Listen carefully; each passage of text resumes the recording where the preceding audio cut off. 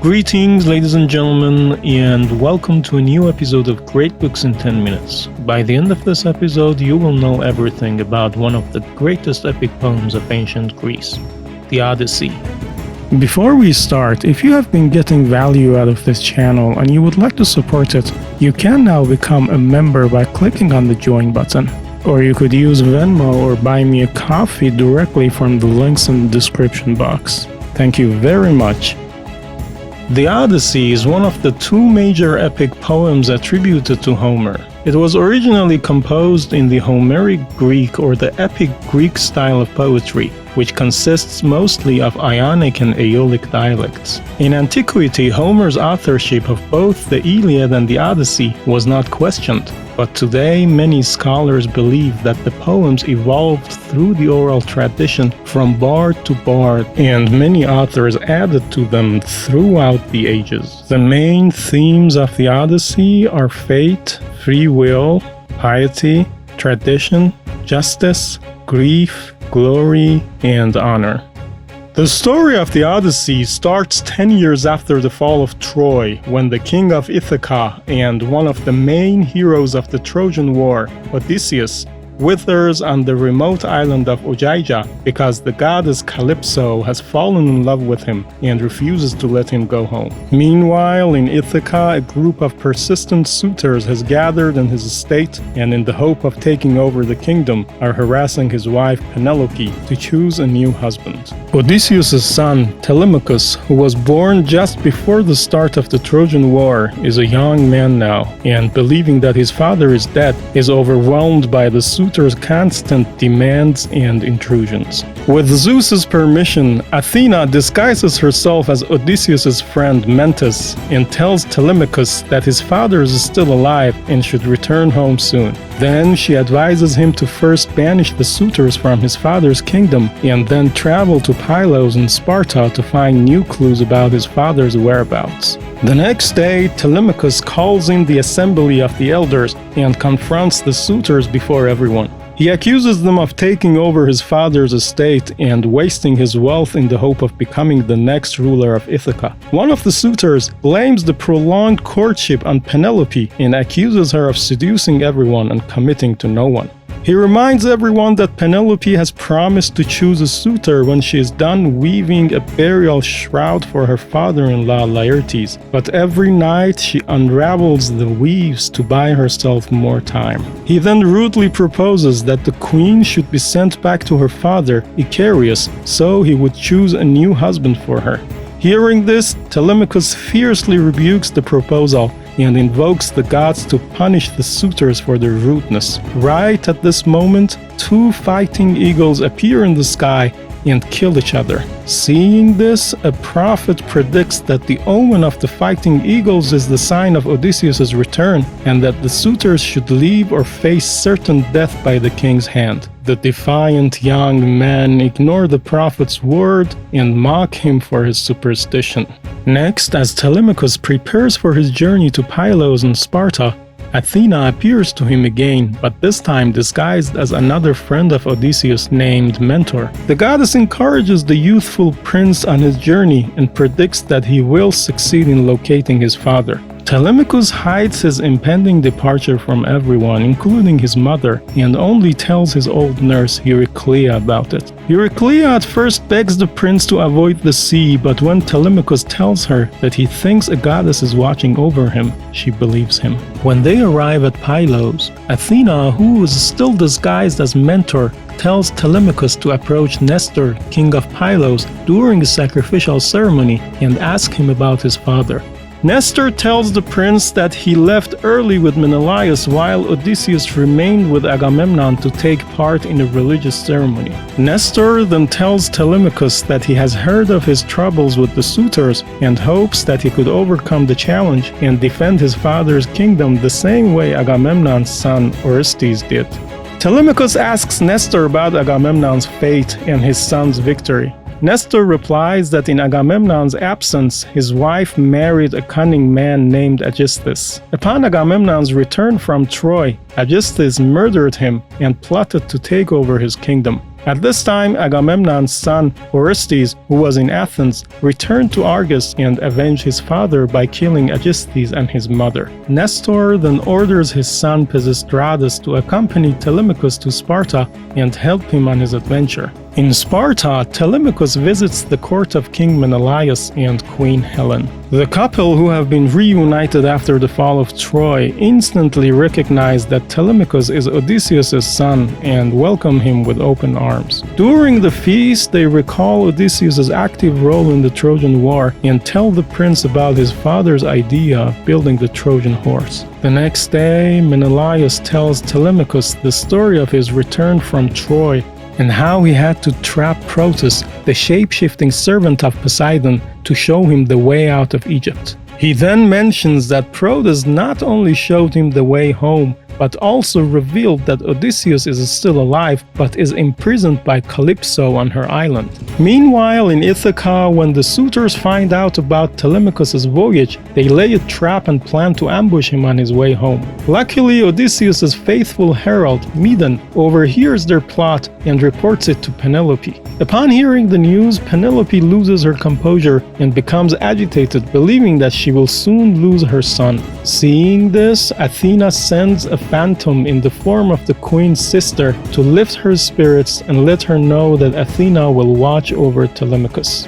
On Mount Olympus, all gods except Poseidon gather to decide Odysseus' destiny, and after a passionate plea by Athena, Zeus agrees that Odysseus must be allowed to return home. When Hermes confronts Calypso on behalf of Zeus and tells her the divine command, she at first complains that she truly loves Odysseus and it is not fair on her to be forced to let go of her love while male gods freely choose any mortal they want as their lovers, but eventually surrenders to Zeus's order. She then helps Odysseus build a new ship and allows him to take enough sustenance from her island. After 18 days at sea, Poseidon spots Odysseus' ship and realizes that the other gods have set him free. Poseidon, who is vengeful towards Odysseus over him blinding his son, creates a storm and almost drowns Odysseus. At this moment, goddess Ino comes to Odysseus' help and gives him a veil that helps him stay afloat in the water. Finally, with Athena's help, and after getting tossed around in harsh waves for hours, a river answers the Greek hero's prayers and allows him to enter its waters. Odysseus then throws the veil that Ino gave him back into the water and sets foot in the country of the Phaeacians.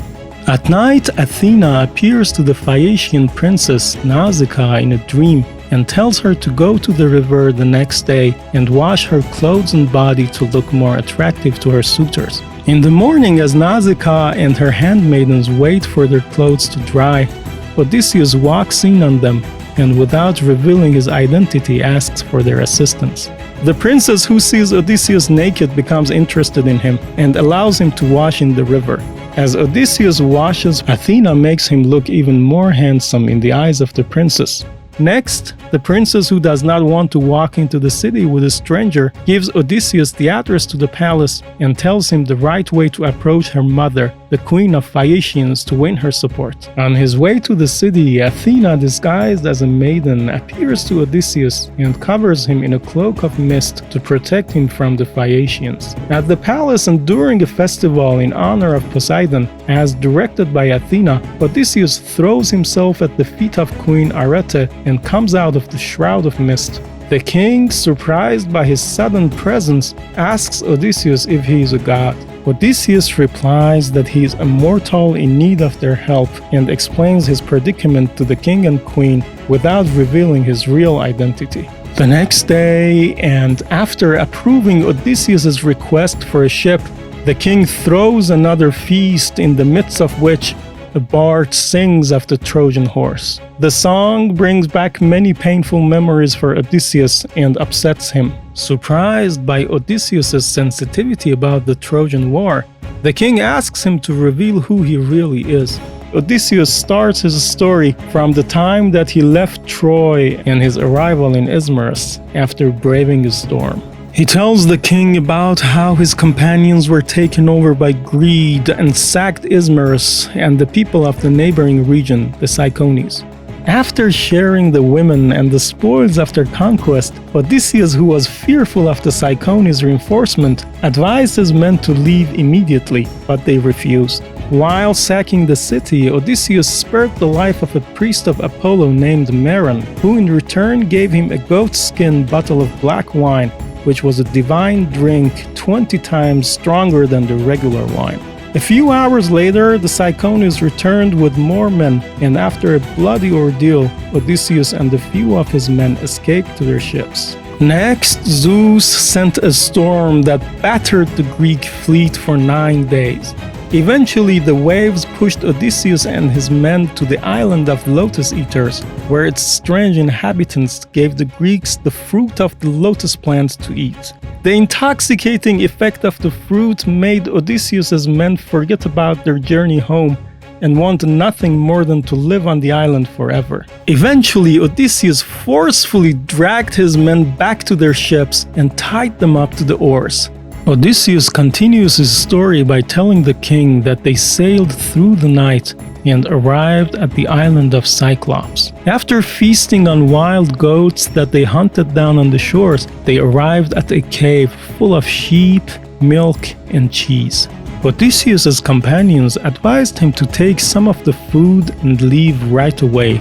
But to their surprise, he decided to wait and see who dwelled in the cave. A few hours later, son of Poseidon, the Cyclops, returned to his cave, and upon seeing the strangers, he ate 6 of them right away and then imprisoned Odysseus and the rest of his men. Odysseus at first wanted to draw his sword and kill the giant right away, but after realizing that he could not move the massive rock that was placed at the gate of the cave, he devised a second plan. The next night, when the Cyclops returned from pasturing his sheep, Odysseus offered him some of the strong divine wine that he got from Meron at Ismarus. The Cyclops drank the entire bottle and cheerfully asked Odysseus his name. Odysseus replied that his name is Nobody. A few minutes later, and as soon as the giant passed out, Odysseus and his men attacked him and blinded his one eye. At this moment, his Cyclops neighbors rushed to his aid, but when they heard their friend shout repeatedly that nobody was killing him, they ignored him and left.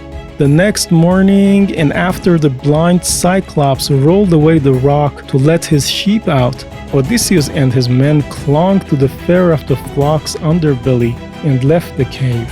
When they got back on their ship, Odysseus, not knowing that Cyclops was a son of Poseidon, called to him, revealing his real name and boasting that he, Odysseus, was the one who outsmarted him. Furious and defeated, the Cyclops prayed to his father Poseidon and asked for vengeance on Odysseus. Next, Odysseus and his compatriots arrived at the floating island of Aeolia, home to the king of winds, Aeolus. Aeolus happily received Odysseus and provided him with a bag containing all of the winds. He then awakened a westward wind to help the Greeks get home fast. For a few days, everything went according to plan, and Odysseus' fleet reached within a few miles of Ithaca. At this moment, believing that the hardship of the journey is behind them, and thinking that Aeolus must have given Odysseus a bag full of gold, his fellow Achaeans took the bag from him and cut it open. The winds escaped and created a storm that pushed the ship away from Ithaca and all the way back towards Aeolia. When Aeolus saw Odysseus, he refused to help him again and told him he was sure that the gods were not happy with him and he did not want to interfere with their will. Lacking agreeable wind to sail home, the Greeks rowed tirelessly to the island of Laestrygonians, where a breed of powerful giants lived under the rule of their king, Antiphadis. Upon seeing the visitors, the giants pelted their ships with big rocks and sank all of them except for Odysseus' own ship.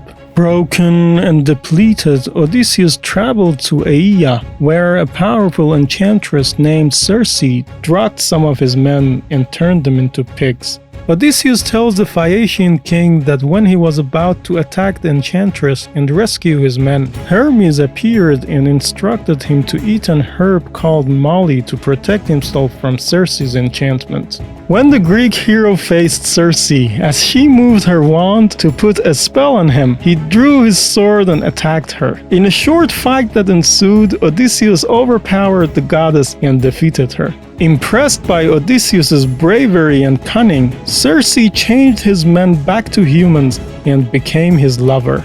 Odysseus and his companions stayed in Circe's country for a year and enjoyed every kind of luxury that they desired. Eventually, his compatriots got worried that Odysseus might be forgetting about Ithaca and persuaded him to leave Circe. When Odysseus asked Circe to show him the way to Ithaca, she replied that he must speak with spirits from the Underworld and meet with Tiresias, the legendary Greek prophet, to learn how to get home. Before leaving, one of Odysseus' men named Elpenor fell from the rooftop and died. Odysseus promised Circe to return and bury Elpenor. Odysseus tells the king that to get to the gates of Hades, he had to travel to the farthest and darkest parts of River Oceanus. There he arrived at the mysterious city of Cimmeria, where sunlight never reached and its inhabitants were always shrouded in mystery and sadness.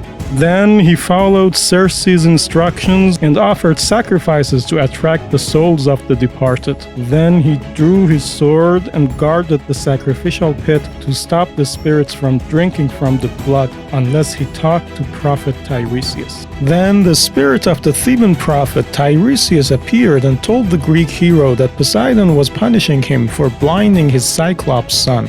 He then hinted at Odysseus' future and said that he will one day return home, and after that he will make a trip to a distant land to make peace with Poseidon.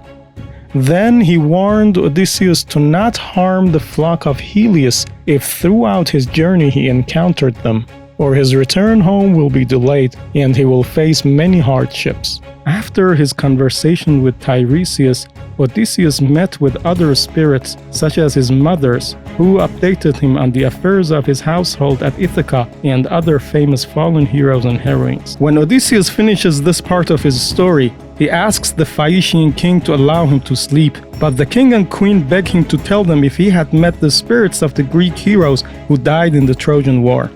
Odysseus answers that he did in fact meet with the fallen heroes of the Trojan War and continues his story from his encounter with Agamemnon, who told him of his tragic death. He then relates his meetings with Achilles, Patroclus, and Ajax. Odysseus tells the Phaeacians that Achilles' ghost asked him about his father Peleus and his son Neoptolemus. He wanted to know if his father is still respected by his countrymen despite his old age, and if his son is still alive.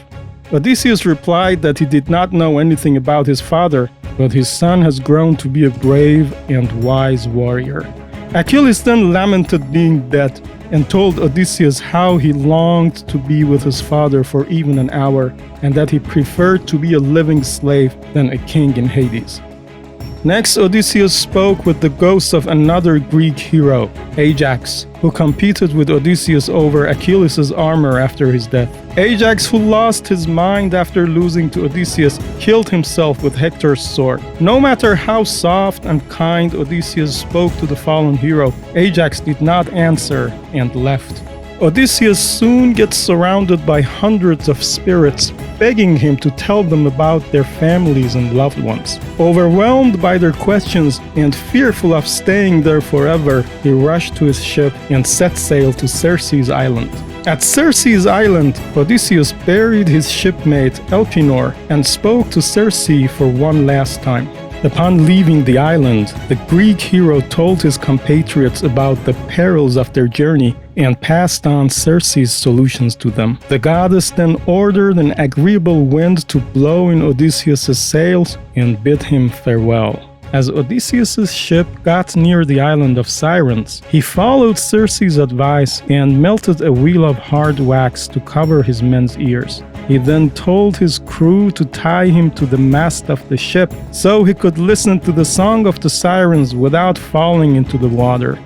As they passed through the island, Siren's beautiful song called Odysseus by his name and invited him to join them on their island, promising to reveal his future to him. Mesmerized by their song, Odysseus made signs with his face and frowned at his men to let him loose, but they refused and tied him up even faster. After passing through the Sirens' island, the Greeks arrived at a dangerous strait where they had to navigate two massive rocks to escape facing Scylla, a famous six-headed monster, and at the same time avoid getting sucked into the whirlpool of Charybdis. When Odysseus' men heard Scylla's roar and saw the scary waves, they lost heart and stopped rowing. The Greek hero reminded them that they have been through harder situations before, and this will only be another tale to tell their children about. He then ordered his men to hug the rocks and enter the strait. A few moments later, and as the Greeks were both amazed and terrified by the sight of the Charybdis whirlpool sucking in water and throwing it back up, Scylla attacked their ship and snatched 6 of Odysseus' best men and devoured them.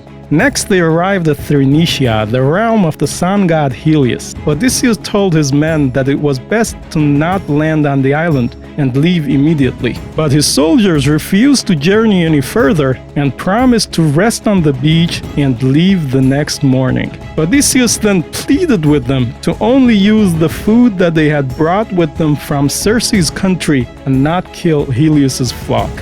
The next day, a terrible wind started to blow, which delayed the Greeks' journey and forced them to stay on the island for over a month.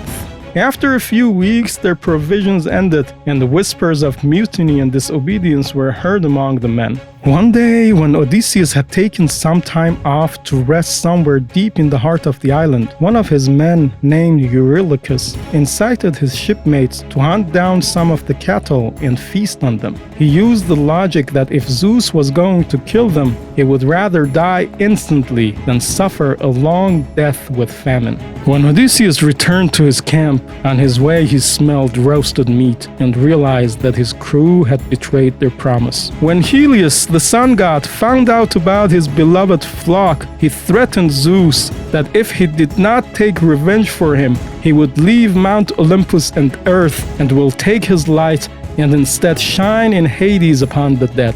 Zeus promised Helios that he would destroy the Greeks the moment they set sail. Odysseus tells the Phaeacian king that it took 6 more days for the harsh winds to stop, and during those days signs of calamity started to appear in the camp. The bones and meat of the dead cows would low as if they were still alive, and their hides would crawl around.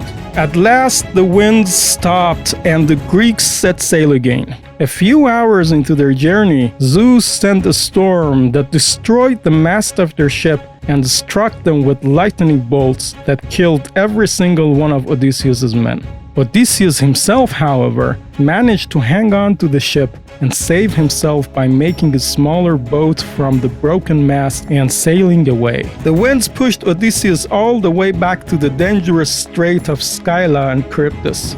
This time, the whirlpool swallowed Odysseus' raft. At the last moment when he was about to get sucked into the deadly whirlpool, he clung to a fig tree and waited for hours for Charybdis to throw his raft back up.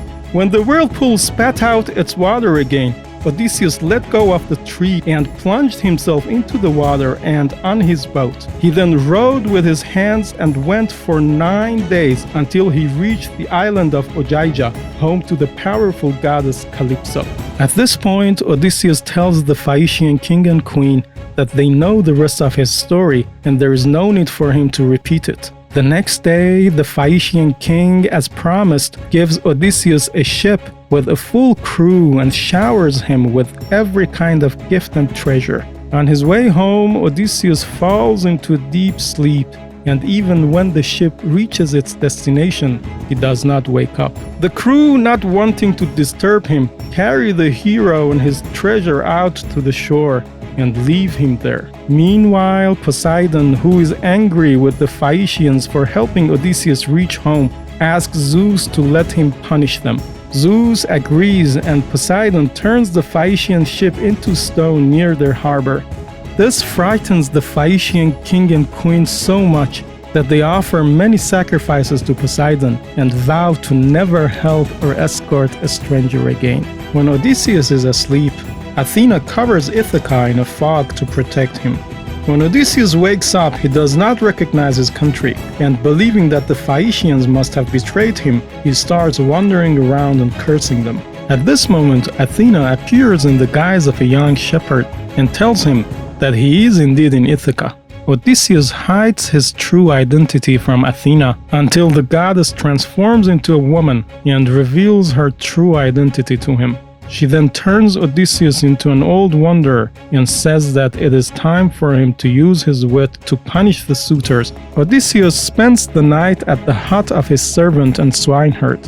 He tells him that he is a friend of Odysseus and that his master is still alive and might return home any day. Meanwhile, as the pressure on Penelope to marry increases, Athena travels to Sparta and tells Telemachus to return to Ithaca and stop the suitors from strong-arming his mother into a marriage. She also lets him know about the ambush that the suitors have laid on his way and teaches him how to overcome it.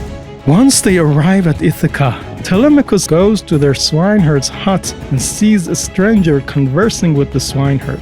When the servant sees Telemachus, he tells him to wait in the hut so he could tell his mother about his return without raising the suspicion of the suitors. When Odysseus and Telemachus are alone in the hut, Athena makes the old man's disguise go away, and the prince, who cannot believe his eyes, reunites with his father. The two then devise a plan to exact revenge on the suitors. They plan that Odysseus should enter the palace as a beggar, and Telemachus should hide in the palace's armory. Then the two of them meet inside, take arms, and kill the suitors. Meanwhile, a messenger from the ship goes to the palace and tells everyone there, including the suitors, that Telemachus has returned. Antinous, one of the more aggressive suitors, incites his companions into killing the prince, but another suitor named Amphinomus calms everyone down and suggests that they should wait for an omen from the gods to decide what to do. Next, Odysseus, disguised as a beggar, goes to the palace. There the suitors, specifically Antinous, treat the beggar with cruelty and beat him up. When Queen Penelope hears of this, she asks for the beggar to be brought before her to ask about her husband. At this moment, another beggar named Iris arrives at the castle and challenges Odysseus into a fight. Odysseus at first doesn't want to heed the beggar's insults, but when the suitors insist on seeing the fight, Odysseus quickly defeats the beggar, almost killing him. Seeing this, Amphinomus, the mild-tempered suitor who had stopped Antinous from killing Telemachus earlier, congratulates Odysseus and gives him food and toasts in his honor. Odysseus, seeing that Amphinomus is better than the rest of the suitors, hints to him that the king is on his way home and he should leave. But Athena impairs Amphinomus's judgment and he refuses to go away. Athena then sparks this thought in Penelope's mind to show herself in all her beauty to her suitors and ignite the flame of love and lust in their hearts. Penelope dresses up in the most majestic gown and calls on the suitors and tells them that her husband advised her to marry if his return home was prolonged, but she has been discouraged by their behavior and the attitude of taking what's rightfully hers instead of giving her gift and treasure. The suitors, mesmerized by the queen's beauty, shower her with many presents. Meanwhile, Athena, hoping to make Odysseus even angrier, inspires the house servants to call him an inferior being and a beggar. At night, when the suitors go to sleep, Athena lights up the armory for Odysseus and Telemachus so they can remove the arms as planned. At this moment, Penelope walks in and asks to meet with the stranger to question him about her husband. When the queen asks Odysseus to describe her husband for her, he describes him with every detail and tells Penelope that her husband should be home within a month. The queen then orders her maid Euryclea to wash Odysseus's feet and offer him food. When Euryclea attempts to wash Odysseus's feet, she recognizes a scar and throws herself into the arms of her master. Odysseus asks the maid to be quiet about everything and does not reveal his presence to anyone, even the queen. Next, Penelope announces that she will marry the man who could string Odysseus' bow and shoot an arrow through a line of 12 axes. After Telemachus sets up the scene, the suitors try to string the bow but fail one after the other. While the suitors are busy trying to win the queen's hand in marriage, Odysseus reveals his identity to his herdsmen and secures their loyalty for the upcoming fight. Next, Odysseus asks for the bow and to everyone's surprise strings it with ease. He then shoots an arrow that passes through the axes. The suitors are awestruck, but before they can compose themselves and react, Odysseus shoots another arrow that sits in Antinous' throat and kills him. The Greek hero then, to the suitors' terror, reveals his identity. At first, they try to run away, but they have nowhere to go since Odysseus had ordered his servants to lock the doors. One of the suitors, named Eurymachus, tries to calm the king down by saying that Antinous was the one who caused most of the troubles, but Odysseus tells him that he will not forgive anyone. Hearing that, he charges Odysseus, and the king kills him swiftly with another arrow. Then Telemachus kills Amphinomus with his spear. Next, a full battle starts. Odysseus and his son kill quite a few of the suitors. Athena then, after witnessing Odysseus proving his bravery once more, joins the battle and ends it quickly. Next, Odysseus calls on Euryclea to round up all the disloyal servants, who are then all hanged by Telemachus. When Penelope, who was asleep during the whole ordeal, wakes up and sees her husband, she thinks that a god is playing tricks on her and does not believe it. She then orders her servants to separate her bed from her husband's, but when Odysseus tells her that their beds are built in a way that cannot be separated, she believes it and they rejoice. Next, Odysseus goes to the orchard of his father Laertes and visits him. At first, his father, who has aged significantly, does not recognize him, but after Odysseus shows his scars to him, he recognizes his son and celebrates his return. Meanwhile, goddess Rumor spreads the news of the suitors' massacre in Ithaca. After inciting the rest of the noble families, Antinous' father assembles a small army and marches toward the orchard. Next, Mercury leads the ghosts of the suitors to Hades, and on their way they meet with the ghost of Achilles and Agamemnon and hear the account of Achilles' funeral from Agamemnon's ghost. Agamemnon tells Achilles about how they burnt his body after 18 days of mourning. He also enviously relays the heavenly prizes that Achilles' mother Tethys gave away to the youth competing in tournaments in her son's honor. When the army of the Ithacian nobles get close to the orchard, Athena gives new strength to Odysseus' old father Laertes and tells him to pray to her and throw his spear at the enemy. The old man does that, and his spear kills Antinous' father. At the same time, Odysseus and Telemachus charge the enemy, and the brief battle starts. At this moment, Athena, who has agreed with Zeus to avoid more bloodshed, raises her voice and orders both sides to stop fighting and settle the matter without bloodshed. When the mortals hear Athena's voice, they fearfully drop their weapons and stop fighting. The assembled army then flee and run back towards the city. Seeing this, Odysseus gives a great cry and chases after them. Suddenly, Zeus throws a thunderbolt that lands right before Athena. The goddess pleads with Odysseus to spare his foes and does not risk making Zeus angry at him. Athena then appeared to the people of Ithaca as mentor and made a covenant of peace between them and the house of their king, Odysseus. Very well, ladies and gentlemen, I hope you enjoyed my summary of the Odyssey.